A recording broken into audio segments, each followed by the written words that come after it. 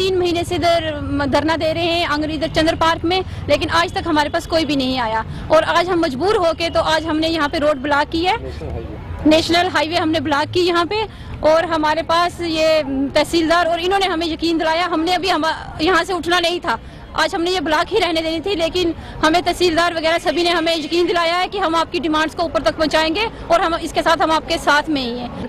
बहुत ज्यादा मजबूर होकर हमें ये प्रोटेस्ट आज रोड ब्लॉक नेशनल हाईवे जो है बंद करना पड़ा। लेकिन आगे से हमारी ये चेतावनी है कि अगर हमारे मुद्दे को जल्द से जल्द इन्होंने ये नहीं पूरा किया, हमारे हक में फैसला नहीं दिया, तो हमने हर दिन प्रोटेस्ट करना और चाहे उसमें हमारी जानें चली जाएं तो हमें कोई परवाह नहीं।